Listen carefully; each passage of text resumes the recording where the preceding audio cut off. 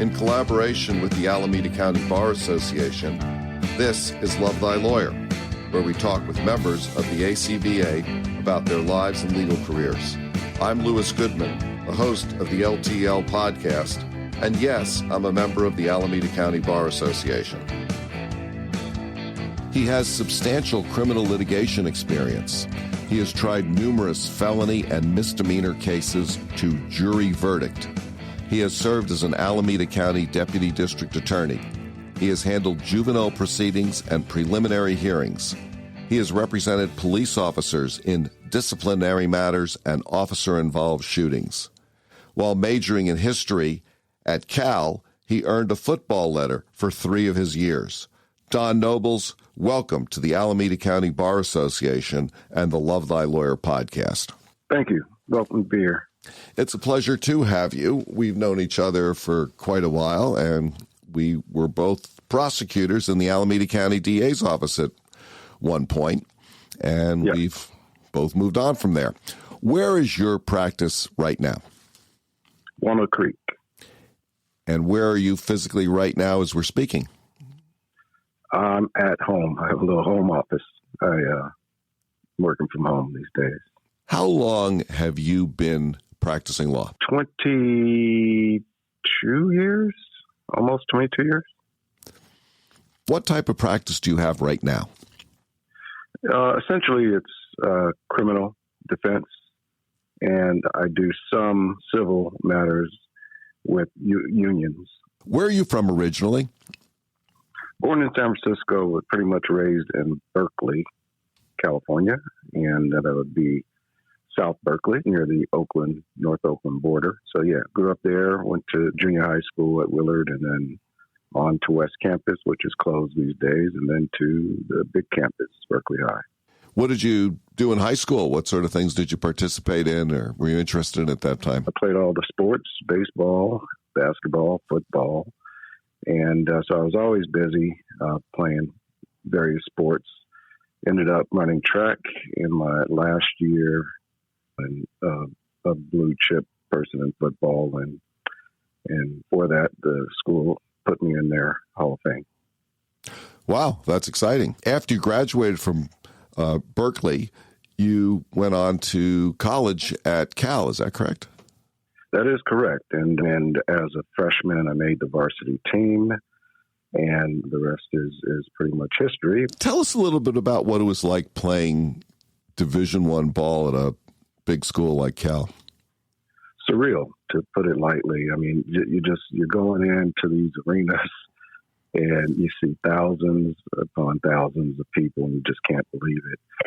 And the big game was always something special. I mean, you just knew it was. USC, playing USC was a big game. I made a play of the game. We had beaten SC, and that was in '85 for the first time in I don't know how many years. So I got a little honor from Joe Cap at that time. But, those games are crazy. The crowd's into it. Never had anything like that at Berkeley High. Small crowds, 100 people, maybe 200. We go from that to, playing a big game is 60,000, 80,000 if you're down at Stanford with their old stadium. And, played at Tennessee, there was 100,000 people out there. And, just going around the country and even playing in Japan. It was an awesome experience. And then, you just bond with your teammates, and these are lifelong friendships that you have. And we stay together and meet at least once a year. We have a golf tournament, and so we all get together and talk about the old days a little bit. Yeah, and I think that the experience of playing as a varsity athlete as a Division I school, it makes the whole experience of going to college somewhat different than that of most people who go to college. Very different, and it's really structured. They try to, what the school will do, or the team will do, is they'll ask you what your courses are, and then they'll slot you into the early classes. So you're done by 2:00, and you got to rush up to practice, to get taped, to get treatment if you're injured, and just get prepared for meetings, and then eventually practice, which most days back then, it's a little different now, very physical days, all out, contact and tackling and hitting. And nowadays, I don't think they do. They may do that once a week or so. At some point, you decided that you were going to go to law school. Yeah, well, it was some point. I graduated and I just wanted to take a break. And a couple of things happened. One of my best friends from high school ended up getting into some trouble, and his mother hired a great lawyer, Lincoln Mintz. And I believe, it was one of those things. I was following his case and trying to, figure out what was going on. And I think towards the end of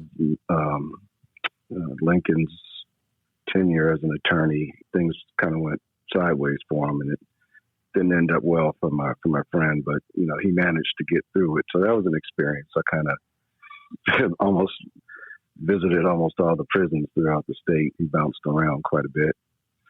And so wherever he went, I went to go visit him, and it was just a learning experience. The other thing that happened is one of my good friends when I was a freshman, he graduated years before me. He went off to Harvard Law. And I think he was there at the same time Barack Obama, but, he came back and we're at, neighborhood barbershop, and he comes in, hey, Don, all this stuff. I got something for you in my car. I was like, oh, sure. After I get my hair cut, I go out, and it's all of his books, from preparing for the bar. So I said, what is this for? So you're going to law school. I was like, really? So he planted the seed. And so I said, well, okay. I guess I should, because you'll be good, man. You're a fair guy. You're good. So I ended up going to USF. How much time did you take off between your graduation from Cal and your starting at USF?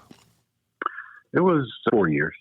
What did you do during that interim? I did fun things. So first of all, I was a stockbroker. I didn't like that because I think they hired me because they wanted me to kind of churn and burn my friends who were playing in the professional pro football league. And I just didn't want to do that. So I put them in conservative, investments and one time and just stay away and let it grow.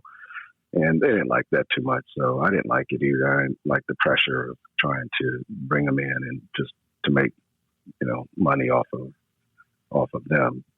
So moved on to banking, and then I was a loan officer. And that was okay, but it wasn't too fun, but it was kind of just mundane and, making loans or approving loans. And then from there, moved on, and I worked for Miller Beer Company, and that was fun. So what did you do for them? We were managers for, the community. So I was working out in East Oakland. And then I just happened to say, it came back to me what my friend said. I said, man, I think I'm applying for law school. I think I'm going to move on. I ended up with Alameda County clerking there. And while I was clerking with Alameda County, I had the pleasure to meet Kamala Harris. And, I think she saw me, and, like most of us, we were just kind of trying to figure things out. And she said, you look like a deer in headlights. She said, let's sit down and talk. And I said, sure. So she sat me down for about an hour and just went over everything. It was awesome. She didn't have to do that. And she shortly thereafter left for San Francisco, but never forgot that gesture that she bestowed upon me, which kind of opened my eyes.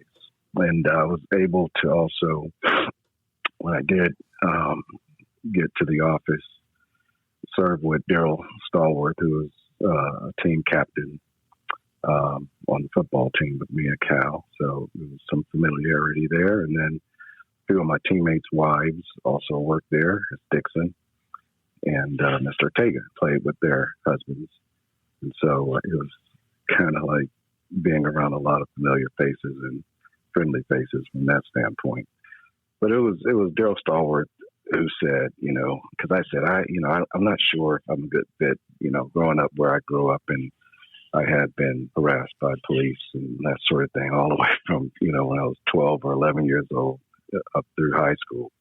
And I just told Daryl, I was like, and Daryl said, that's exactly why we need you in here, because, you've been through it and you know what it feels like, and you're going to use that to be fair, to people who deserve fairness. And so I didn't think about it like that, but I said, okay, well, I'll give it a shot. I'm not sure if I'm a good candidate. They chose. I want to go back for a moment and ask you if you think that taking some time off between graduating from college and going to law school helped you focus once you got to law school. It did, because I was in such fear of not making it. On the one hand, having stepped from school, I was in the mode of, doing all the work, discipline, sitting down, doing it, and then moving on, preparing for taking the Series 7 or Series 6. And, that was a study program, and then moving on from there. There was just new areas that I was still learning, still using those tools, but I knew law school was another level, and so I was kind of intimidated by it, to be honest, and so I kind of had to really focus in. How long did you stay in the Alameda County District Attorney's office? Almost 12 years. Almost 12 years. Let me see. Yeah, almost 12 years. It was amazing. We had an amazing time, and we still close friends there. We still, traveled together and did trips together, and we're still great friends. Yeah, I always have thought very highly of my experience in the Alameda County DA's office. I thought it was really one of the highlights of my life working there, to tell you the truth. At some point when you did leave, what sort of practice did you go into? Talked to Mr. Rains. So I started out with him and San Francisco. And so I pretty much just stayed busy between working those two programs. And then, slowly developed my own practice. And one of the people that assisted me in that was Dion Choice. So Dion and I were partners. I started, I think, a year before he did. And then we were teamed together for the misdemeanor case. The guys used to harass us, call us the 54th, from the old Civil War days and the Glory movie. And, we would go in with 23 trials each and we're going into slaughter. So they gave us a hard time. So he and I bonded over that time period. And then he left well before I did. And then when I came out, he was there with open arms, gave me cases and, just kind of kept me busy on the criminal side. And then before you know it, I'm getting referrals and getting business that way as well. So it just kind of blended together after a while. What do you really like about practicing law? Well, I like the independence of it. And, so you're your own boss. You make the mistake, it's your fault. And, you do serve your clients and, you want to do as good a job as you can for them. You can't please them all the time, but I try to be honest and realistic with them. And I work hard, and I like the feeling that you get from it when things go well or as well could be, because in a lot of cases, dealing with a murder case or attempted murders and murder for hires, those can be some very devastating, life-changing situations for clients, and I try to prevent that. And so far, knock on wood, I've been successful in some of those cases where they didn't. Well, one of them did. Unfortunately, this person was already had a major strike and 4 counts of attempted murder and was facing 100 years or so. And I got a 9-year offer. He declined it, and then we went to prelim, and that was the end of my contract promises, and we ended up going to trial and losing.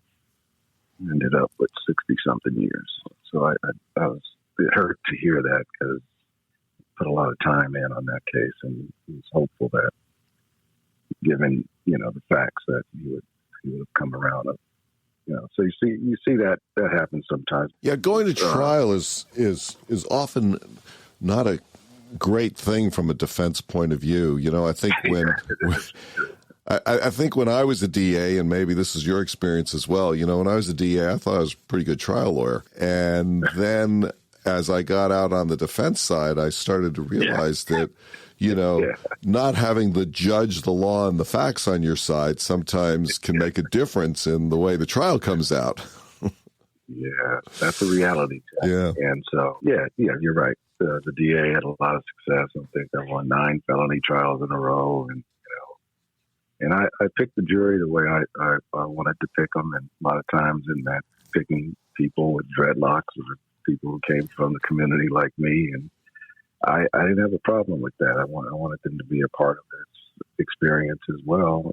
And for the most part, I grew up in a lot of these poor areas, and we had crime all around us. The people in the community were tired of, the crimes. And so, I knew full well that, if they had an opportunity to participate, they would do the right thing.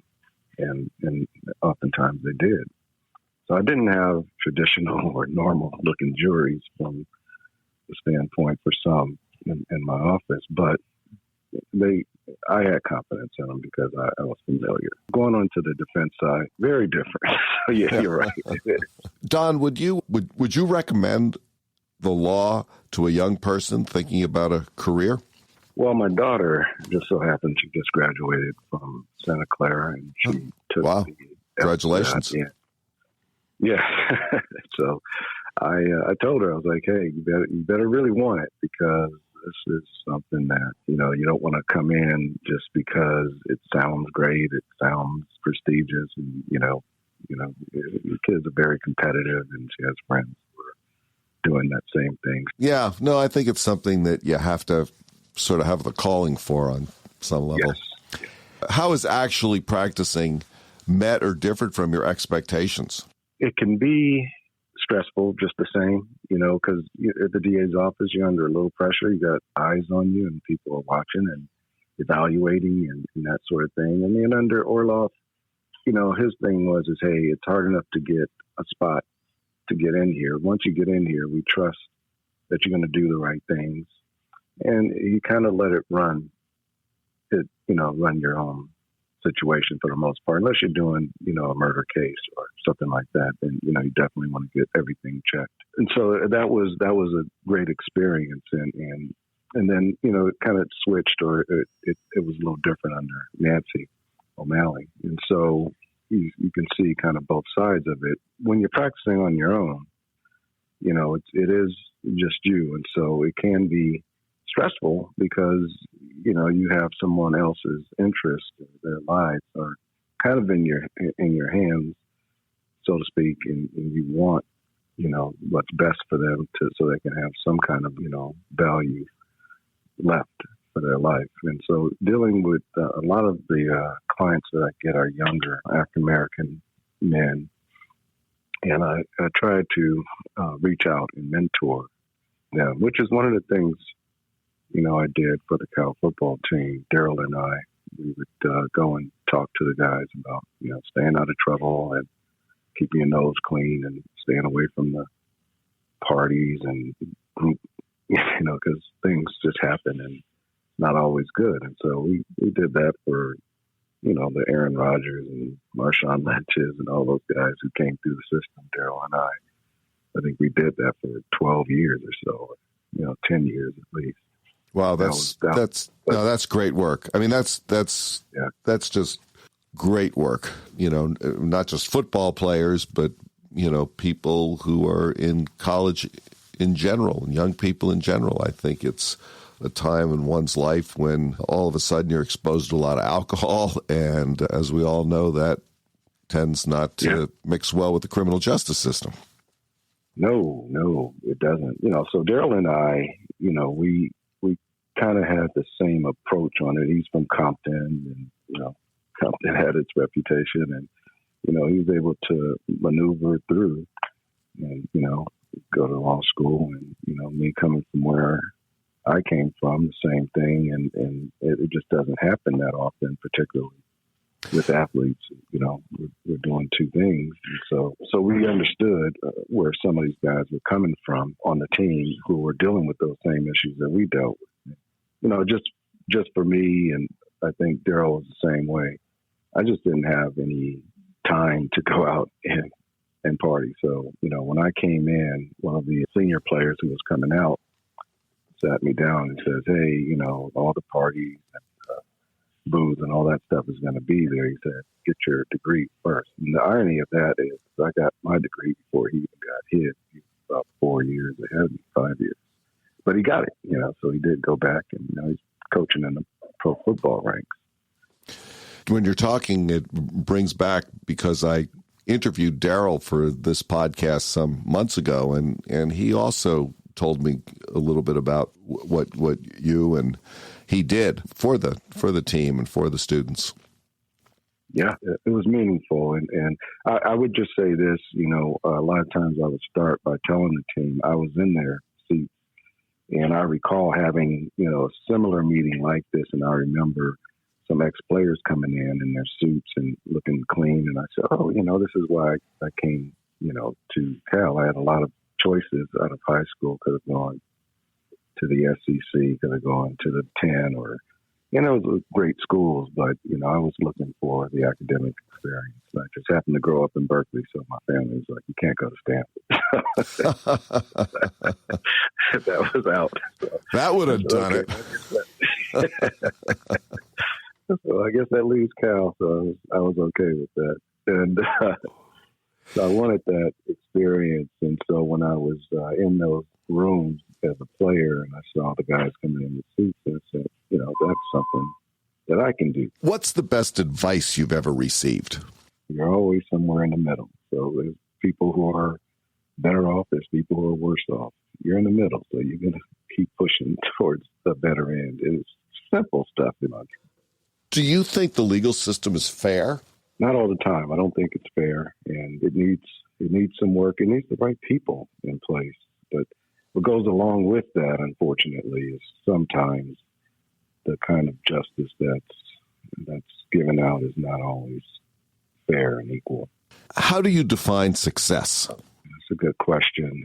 For the most part, it's making sure that you're taking care of your family and the important things. You try to stay in good health if you can. Yeah. Let's say you had a magic wand. There was one thing you could change. What would that be? Change. Magic wand. No. Change about me or about... Change about you, change about the world, change about the legal system. Just change. Something that if you could wave a magic wand and change it, what would you want to do with that? Interesting. I would just like, equality and fairness, to be honest with you.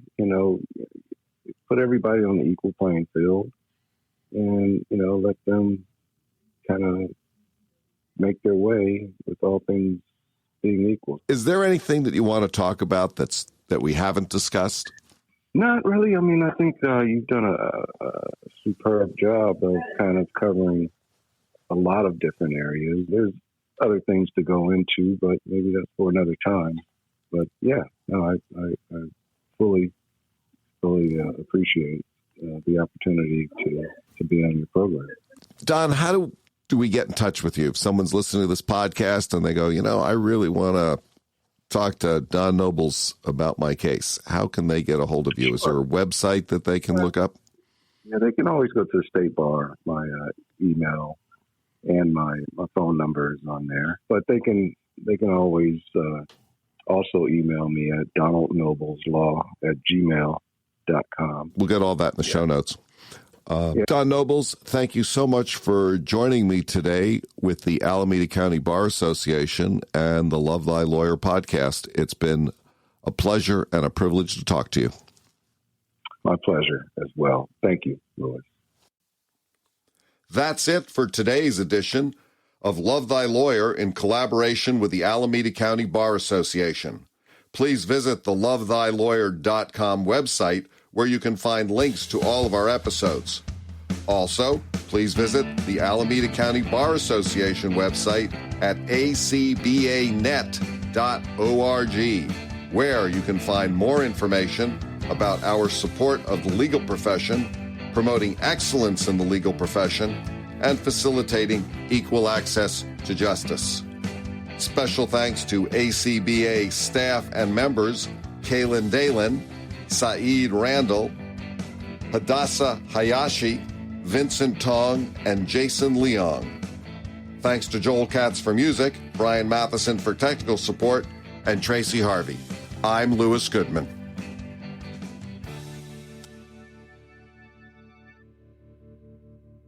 And I remember I was coming home from the library from Cal, and, police were surrounding my house, had the yellow tape out and, outlined the body. I thought, maybe my mother was hurt or my grandmother. And I ran up to the tape. They stopped me. I'm like, hey, this is my house. And my mother and grandmother were okay, but they saw what happened.